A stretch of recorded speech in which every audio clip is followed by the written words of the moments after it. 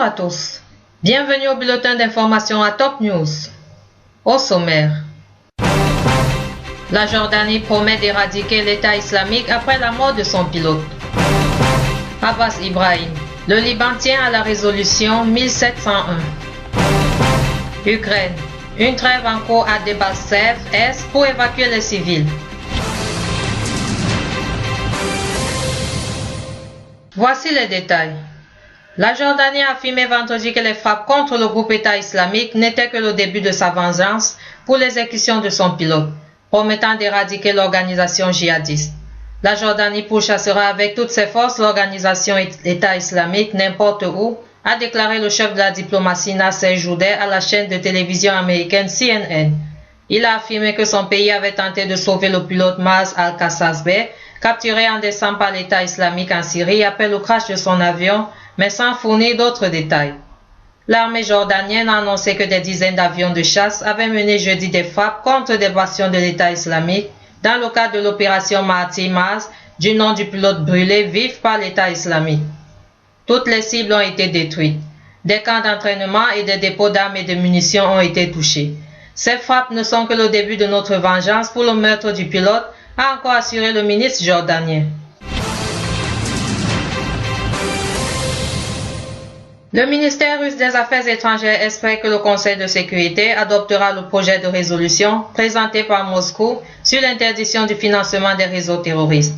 Dans une conférence de presse tenue hier à Moscou, Alexandre Loukachevitch, porte-parole officiel du ministère russe des Affaires étrangères, a souligné que le projet de résolution russe porte sur la lutte contre les réseaux terroristes, notamment les actes illégitimes menés par les deux réseaux terroristes de Daesh et du Front al-Nosra. Le projet de résolution russe mettra fin en cas d'adoption aux transactions pétrolières et archéologiques conclues par Daesh et le Front al-Nosra, a-t-il dit. Le directeur de la Sûreté générale, le général Abbas Ibrahim, a rappelé vendredi matin que l'État libanais tient à la résolution 1701, rapporte la chaîne LBC1. Le général Ibrahim a tenu ses propos lors d'une rencontre en Akoura au Liban Sud avec le commandant en chef de la FINUL, le général Luciano Portolano. La résolution 1701 du Conseil de sécurité de l'ONU, votée en 2006 à la fin du conflit entre Israël et le Hezbollah, avait appelé entre autres à la cessation des hostilités entre les deux pays et prévu le déploiement des forces armées libanaises et de la FINUL au Liban Sud. L'armée libanaise bombardait par intermittence vendredi matin les positions de djihadistes dans le jus de Ersal dans la Bekaa, rapporte la chaîne LBC1. Par ailleurs, l'armée libanaise a perquisitionné vendredi le camp de réfugiés syriens de Ramé à Bednin, à Tripoli, rapporte la chaîne LBC1. Les autorités libanaises auraient mis en échec un plan djihadiste de grande ampleur menaçant le pays depuis la Bekaa jusqu'au sud, en passant par le nord, croit savoir le quotidien As-Safi dans son édition de vendredi. Grâce à des appels interceptés en Syrie et au Liban, en plus de documents appartenant aux djihadistes et saisis par les autorités syriennes, l'axe Beyrouth-Damas aurait été au centre du plan djihadiste.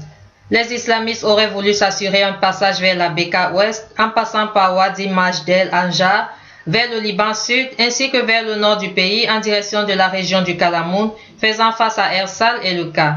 Selon une source de sécurité qui s'est confiée au quotidien, le plan djihadiste vidé a reproduit l'expérience de Ersal afin d'établir un émirat dans le nord du Liban. Suite à des informations alarmantes sur la présence éventuelle d'éléments extrémistes, les autorités ont procédé in extremis au démantèlement des camps improvisionnés de réfugiés syriens dans la Bekaa centrale.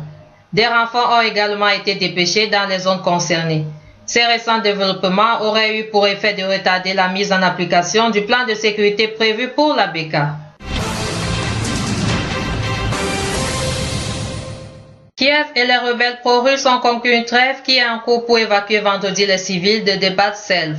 L'un des points les plus chauds du conflit dans l'est de l'Ukraine, ont annoncé les deux camps. Nous nous sommes mis d'accord sur une trêve vendredi près de Debaltseve pour évacuer les civils, a déclaré à l'AFP le chef de la police régionale pro-Kiev, Vyacheslav Abroskin. Un responsable séparatiste, Edouard Bassourine, a pour sa part précisé que la trêve allait durer de 8h GMT à 15h GMT. Autre titre.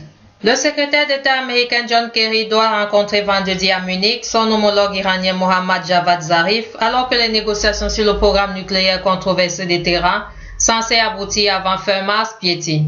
M. Kerry devait initialement rencontrer M. Zarif samedi en marge de la conférence sur la sécurité de Munich qui réunit les dirigeants du monde entier pendant 3 jours dans le sud de l'Allemagne.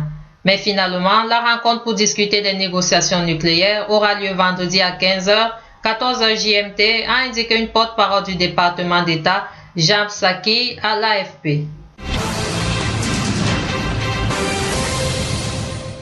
Enfin, le haut responsable du groupe islamiste somalien Chebab Youssouf Dik, visé samedi par une frappe américaine au sud de Mogadiscio, est décédé, a annoncé vendredi le gouvernement somalien. Tuer des chefs terroristes dans des frappes de précision présentant peu de risques comme celle-ci augmente les chances de ramener la paix et la stabilité en Somalie, a estimé le gouvernement dans un communiqué. Merci à vous qui nous suivez de Beyrouth et partout ailleurs. Bulletin présenté par Anna et Carmé.